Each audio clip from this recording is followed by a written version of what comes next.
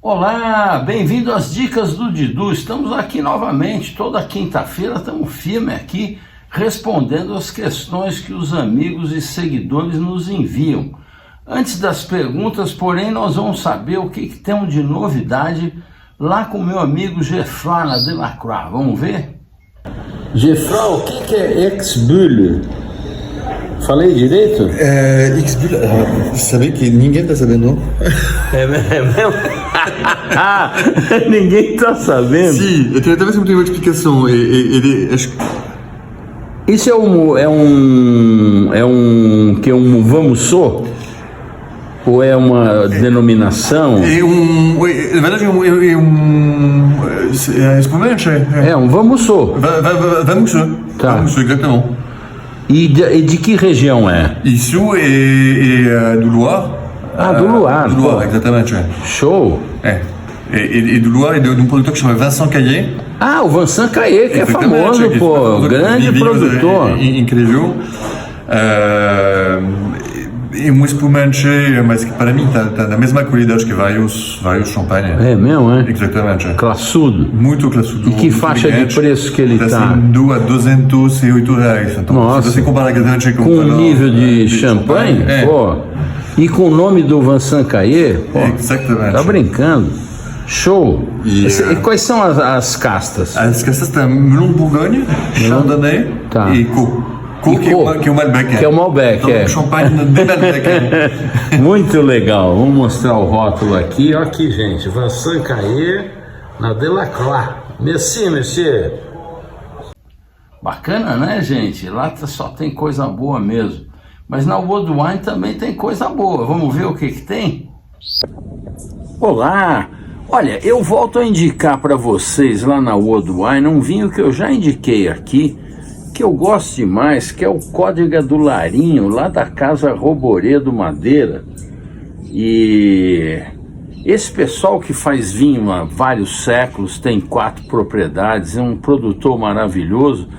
E isso aqui é um vinhedo de mais de 60 anos, né, de cultivo orgânico e de fermentação espontânea com as próprias leveduras, não passa por madeira, fica bastante tempo com batonagem com as leveduras, dando ainda mais cremosidade.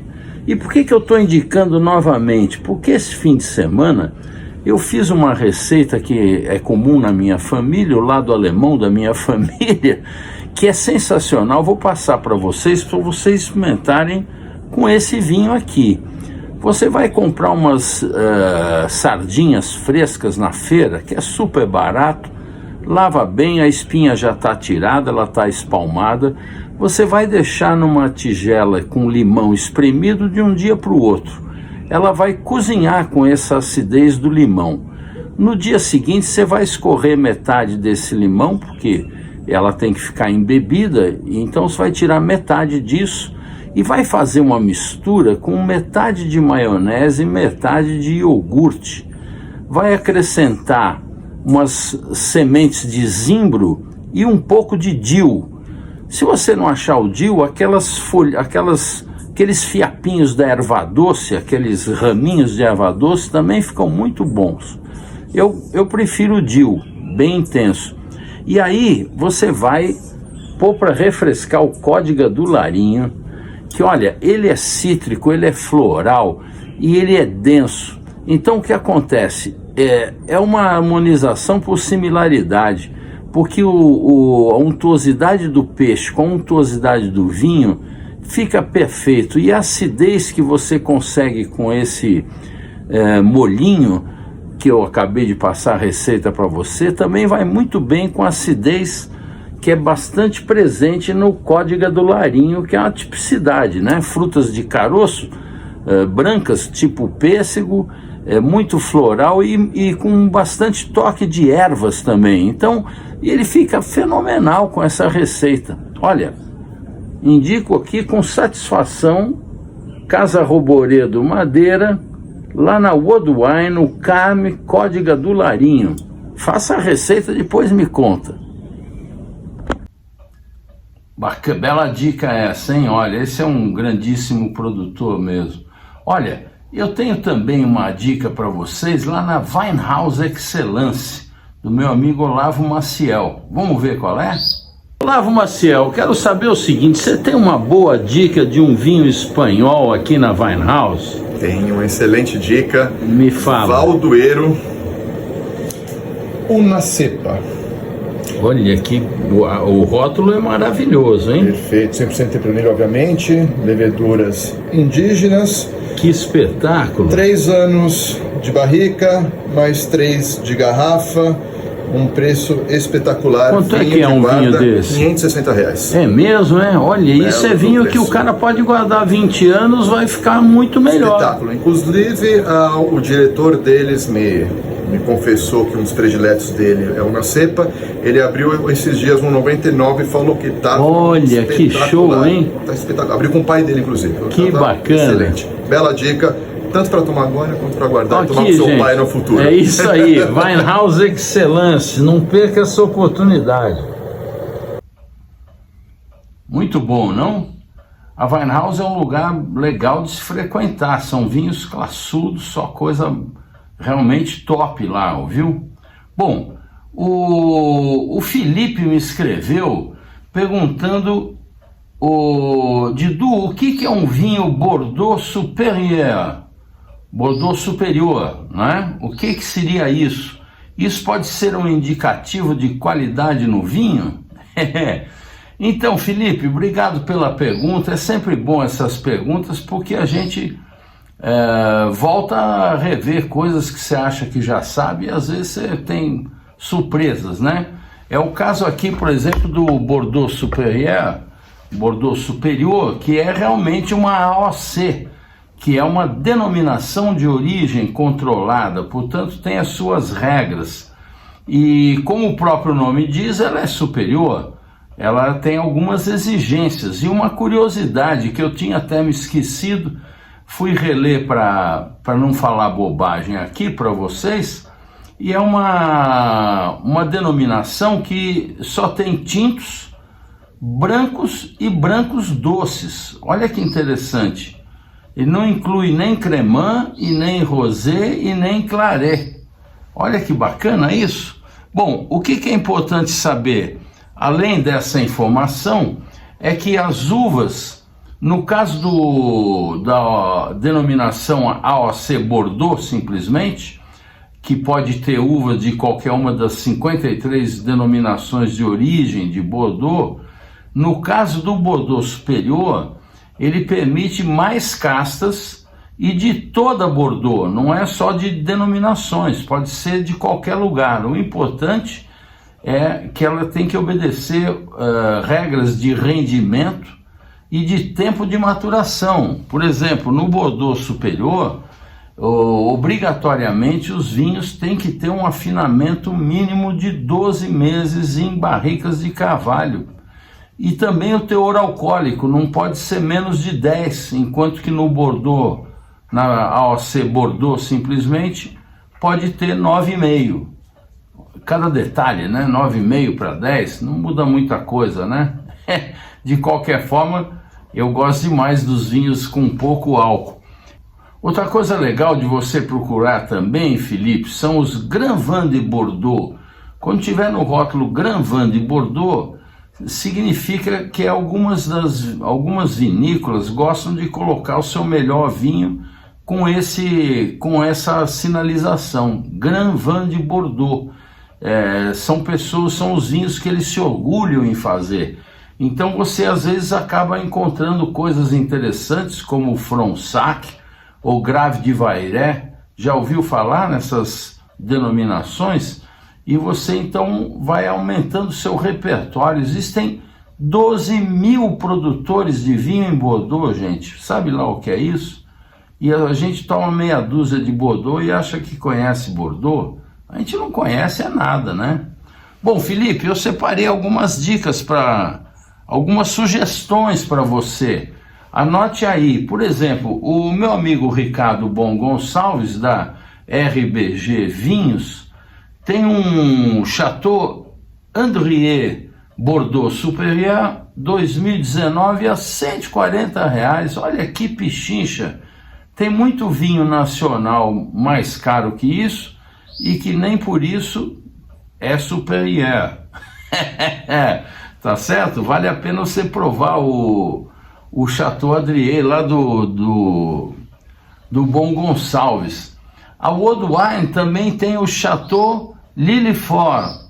O Lillefort está custando R$ 254,40. Ele estava em promoção quando eu levantei esses vinhos, né? Ele custa 318 normalmente. Vale a pena, é um grandíssimo vinho. O altruísta tem o Enclos Wine Hunter Bordeaux Superior. Também outra pichincha, R$ 138. Olha que legal. No Pix, então, sai R$ 131,10. Vale a pena, né? Enfim, são algumas dicas aí de Bordeaux Superior. Eu já comentei com vocês os Cru Bourgeois. Se você pesquisar aí de do russo Cru de Bourgeois, vocês vão encontrar dicas do Didu, que eu falei muito disso. A Mistral é repleta de Cru Bourgeois, onde você encontra preciosidades, viu? Você que está gostando aí de Bordeaux, Felipe, vale a pena dar uma pesquisada nisso. Às vezes gastar um pouquinho mais, mas a diferença não é tão grande quanto é grande a superioridade da qualidade, tá certo? Enfim, os Cru Bourgeois se referem apenas a Médoc, os que ficaram fora da famosa classificação de 1855. Vale a pena porque tem coisas maravilhosas, tá certo? Bom, vamos em frente. O Carlos me escreveu, falou: boa noite, Didu. Como saber se um vinho que comprei de contato é original e não batizado? Estou com Nicásia e um El Inimigo. Carlos, faça favor, Carlos. Se ele é original ou não, é o menor dos problemas, porque o principal problema é que se você for pego comprando um vinho desse, você pode ser preso, pode ser indiciado como receptador de mercadoria ilegal. Não se faz isso. Não tente ser o espertalhão. As pessoas querem comprar barato e acham que o importador sério é um malandro ganancioso, um ladrão.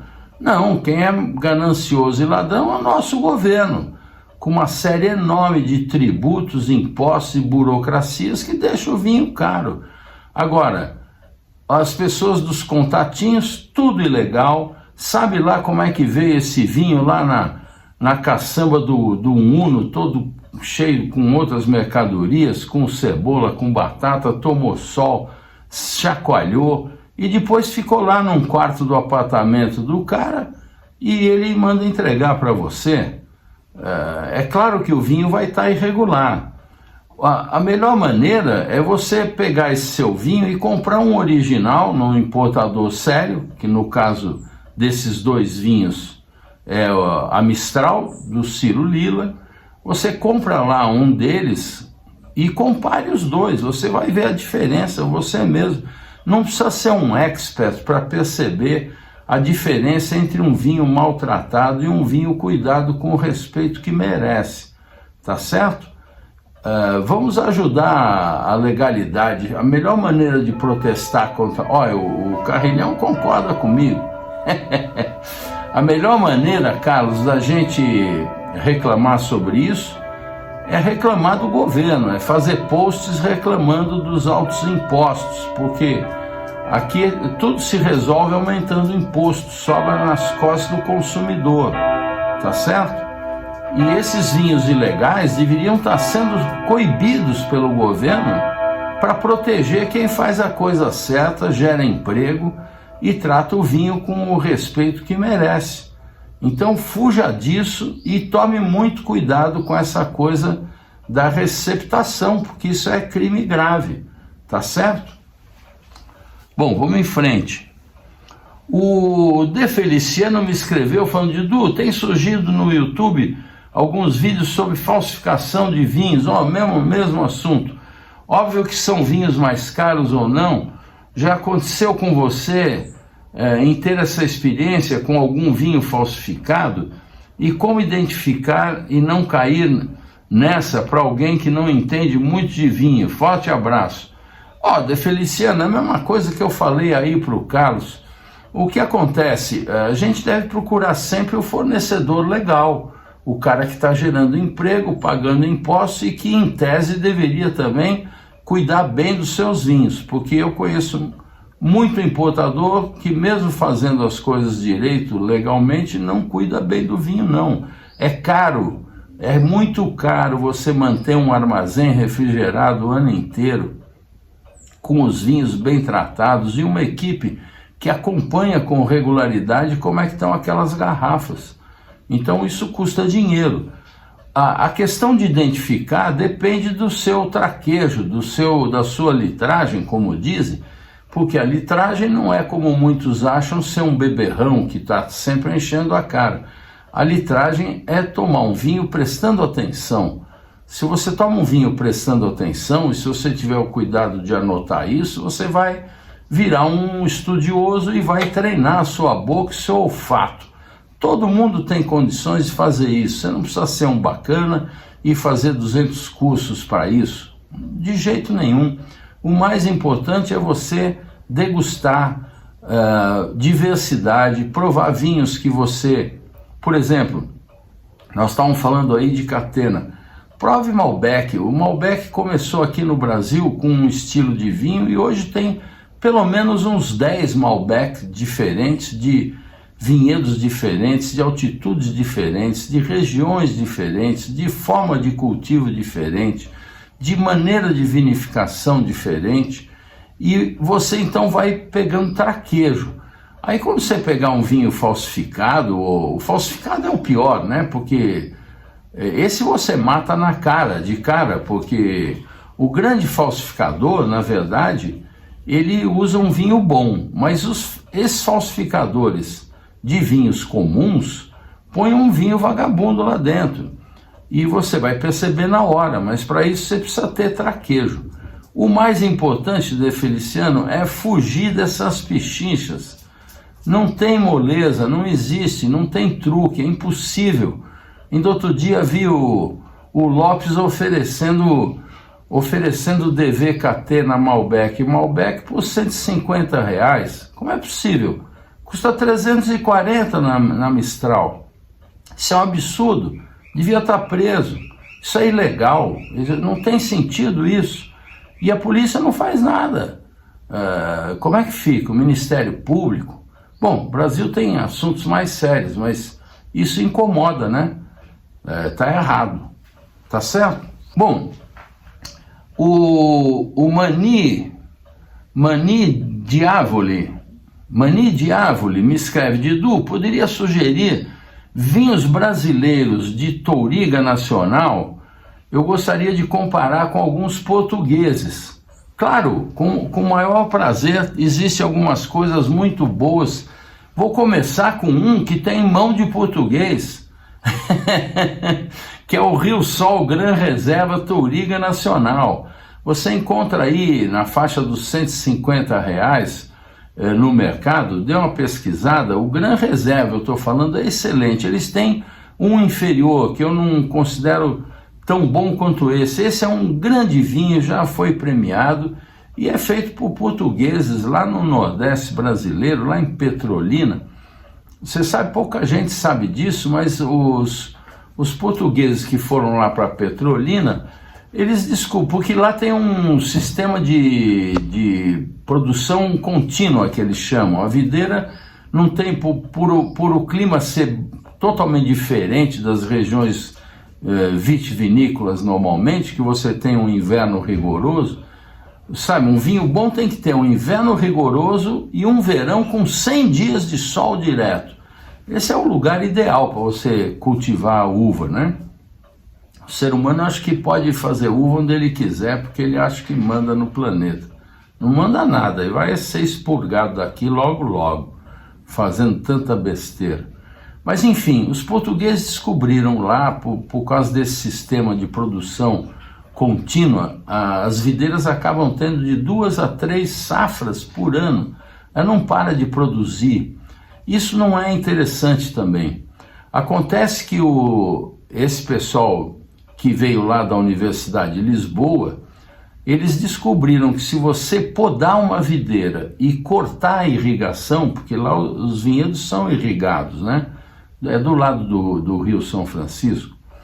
Então, se você podar a videira e cortar a irrigação, a videira acha que está no inverno e ela hiberna. Isso é sensacional e permitiu a eles dividir a fazenda em 25 quartéis diferentes, parcelas diferentes, 25 parcelas, onde a cada 15 dias tem uma colheita.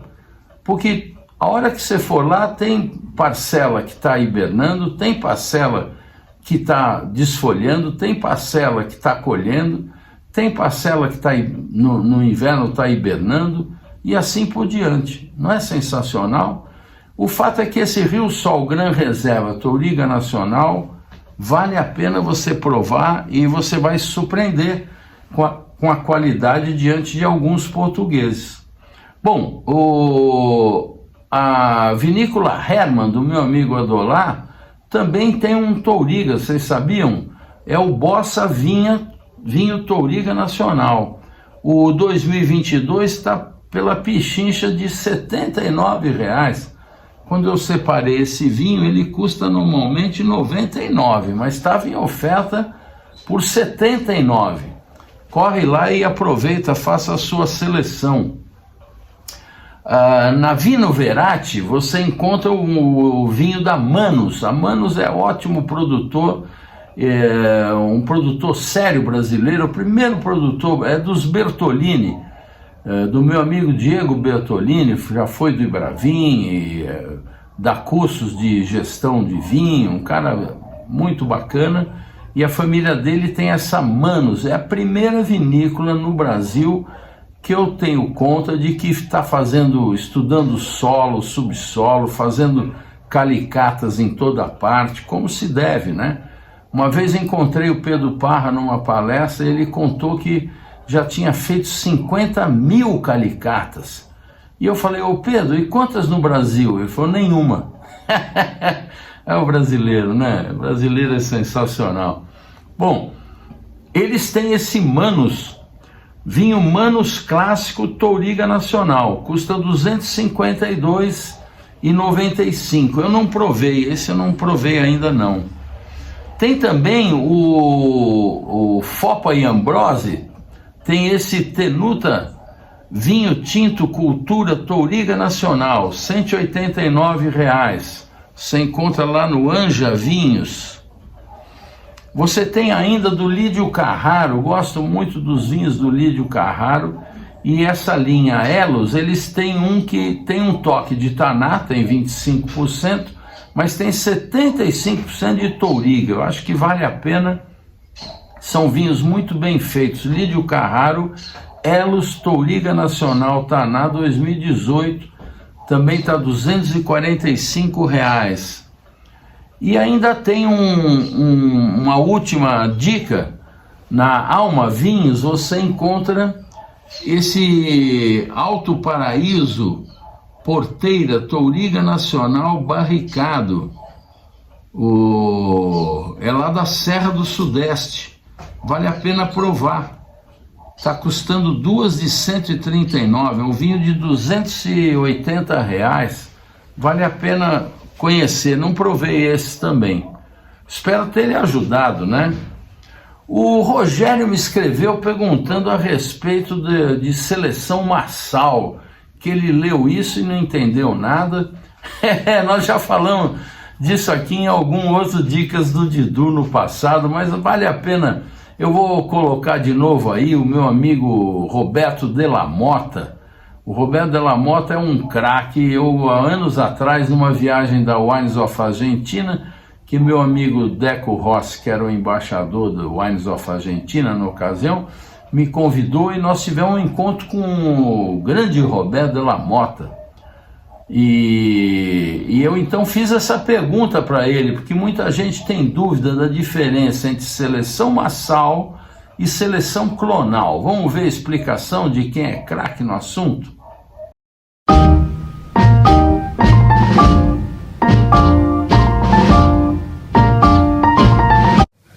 la selección masal. ¿A qué se le llama? Cuando uno tiene un viñedo relativamente viejo, hay una población de plantas. Esa población de plantas son individuos, y todos esos individuos, por tener un origen, son de la misma variedad, pero son diferentes unos de otros. Hay unas características diferenciales en cuanto a las formas morfológicas de las plantas, por hojas que son más lobadas, menos lobadas, un porte un poco más erecto, menos erecto de los brotes, la floración es diferente y la productividad de cada una de las plantas es diferente. También son diferentes las características organolépticas, es decir, las características de cantidad de color y tipo de color, la cantidad de intensidad aromática, o sea, son diferentes. Entonces después uno en esa población hace una selección y selecciona con algún objetivo determinado. Entonces las selecciones generalmente son aquellas en que uno no se hacen de una vez, sino que se marcan plantas un año, y como yo les decía, los objetivos de la selección pueden ser la cantidad de producción, el tipo de la producción o las cualidades y características enológicas del agua, intensidad de color, concentración de la uva, tamaño del grano. Entonces uno selecciona, los marca. Al año siguiente vuelve a marcar los individuos, y cuando se repite la característica uno selecciona y saca una cierta cantidad de estacas. Cada estaca tiene varias yemas, y con esas uno puede hacer un número determinado de plantas.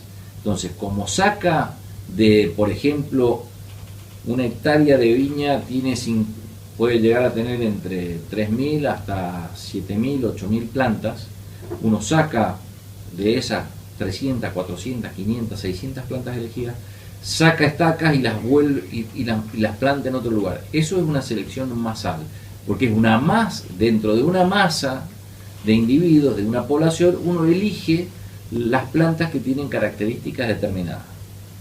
Esa es la selección masal.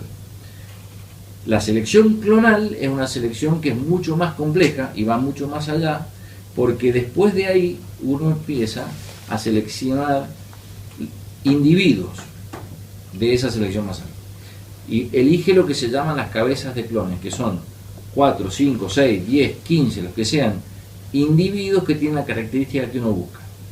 Entonces, de esos individuos uno empieza una selección sanitaria, es decir, a saber que no tengan ningún virus, que no tengan ninguna enfermedad y demás. Cuando de esa tremenda selección yo me quedo con 3 o 4, tengo cabezas de clones y clones diferentes, que tienen características diferentes. Se llama selección clonal porque después toda la descendencia de ese individuo viene de una solo, y por eso son idénticos, y una selección clonal. Gracias, Roberto.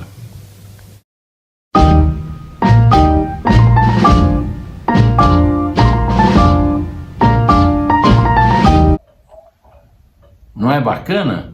O Roberto é um craque, né? É um dos enólogos hoje mais respeitados na Argentina e no mundo. Um cara reconhecido, sensacional. E hoje ele tem um vinho próprio chamado Mendel, que você encontra lá na Ravin. A Ravin tem os vinhos Mendel sensacionais. É uma linha não muito grande, mas eu selecionei 3 aqui. Um que eu adoro, que é o Semillon, como eles falam. O Semillon Mendel está custando R$248. Se você for associado lá no Ravin Elite, que eles têm, você paga uma vez por ano R$1.500, e durante o ano todo você compra qualquer vinho por 50% do preço, bonitão, vale a pena. Aí sairia por 124. Recomendo vivamente, viu? Como todos os vinhos do Mendel, esse rosado dele, Mendel Rosadia Rosé, um espetáculo. Já começa com a garrafa, olha que bacana. Pegar uma garrafa dessa, né? Você está bem acompanhado, oferece um rosé, olha que show. Esse aqui é de Pinot Noir, Cabernet Franc e Merlot. Custa 298 ou 149 para o associado. Indico ainda o Mendel Unos. O Mendel Unos é um dos top dele. É uma assemblagem de Malbec, 65% de Malbec, com 25% de Cabernet Sauvignon e 10% de Petit Verdot.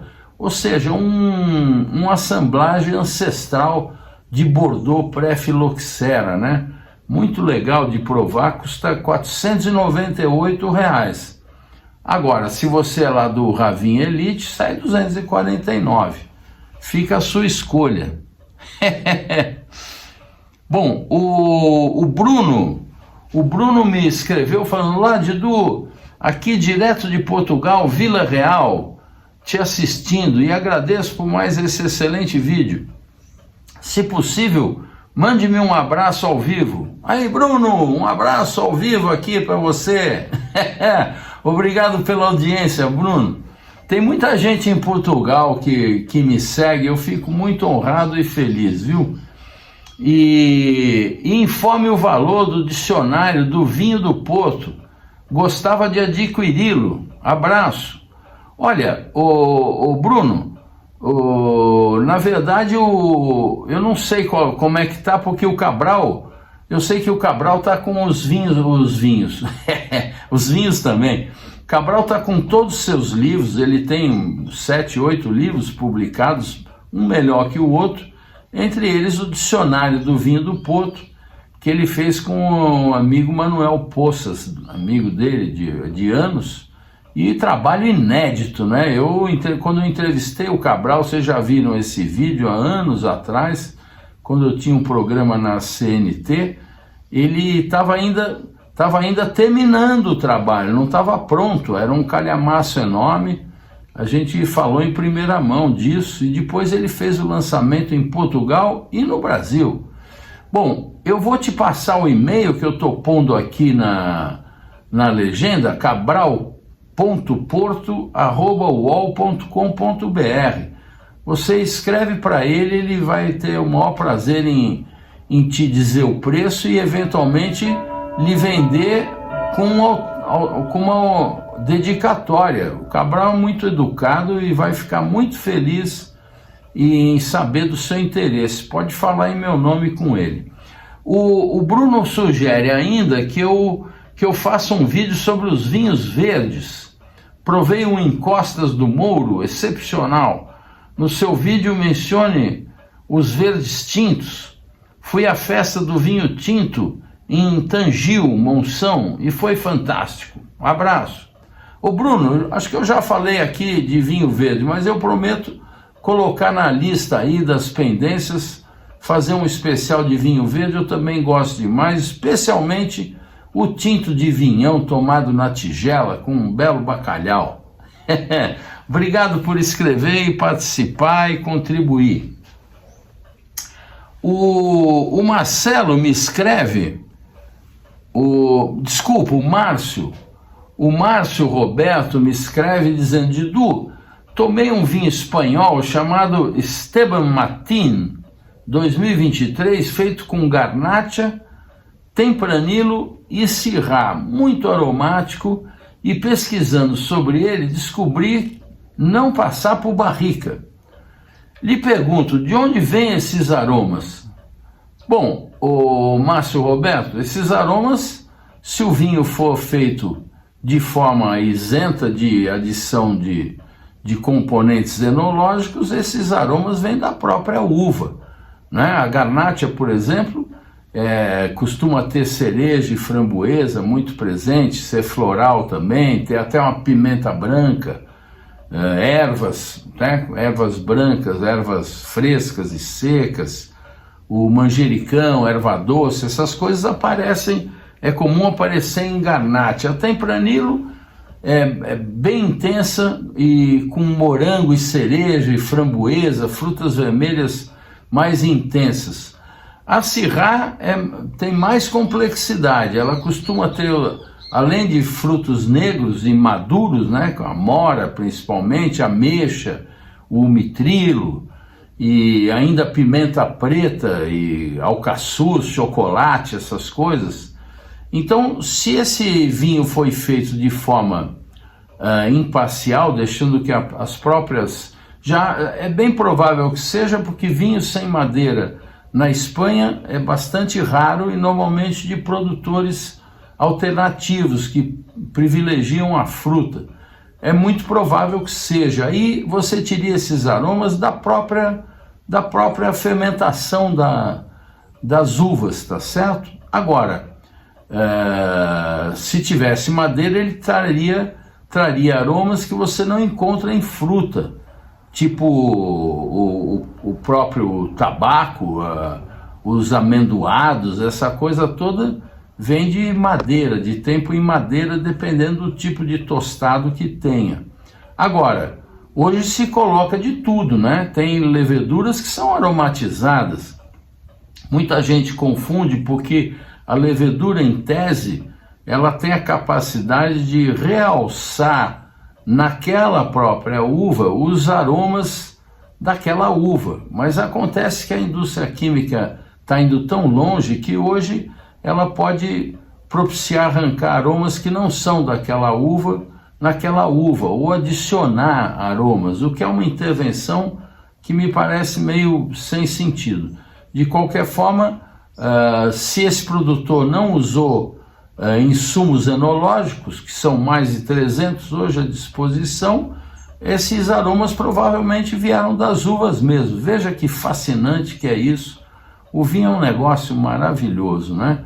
Agora, a partir desse ano, eu não sei se já está em vigor ou se entra em vigor esse ano, um QR Code que todos os vinhos da Comunidade Europeia vão ser obrigados a ter, onde você coloca lá seu celular e ele é obrigado a dizer tudo que tem no vinho. Isso vai ser muito importante, porque você vai saber se ele agregou levedura selecionada ou não, se ele adicionou ácido tartárico, se ele adicionou tanino, se ele corrigiu isso ou aquilo, ele vai ser obrigado a dizer.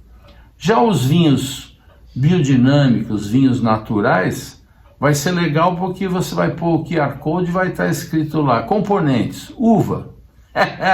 Que tal, não é legal? Bom, vamos em frente.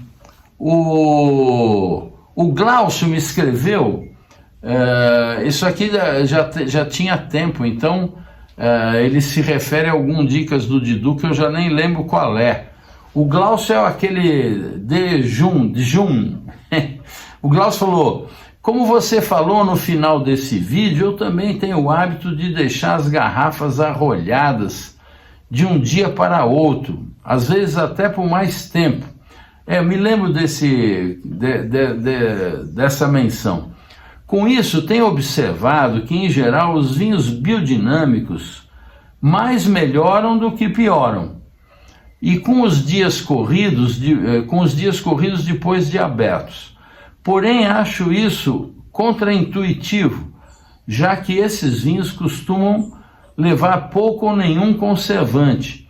Assim, eu acabo ficando com um pé atrás em deixá-los abertos por mais de um dia, por receio de avinagrarem ou algo assim. Esse meu temor é infundado, Didu? Qual a sua opinião?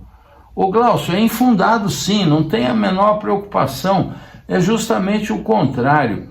Os vinhos que têm adição de produtos químicos e especialmente excesso de SO2, eles na verdade estão meio que mumificados, eles não evoluem tão bem como um vinho biodinâmico, um vinho natural que respeitou as propriedades daquela uva que tinha que ter sido muito boa para ser um vinho bom e longevo.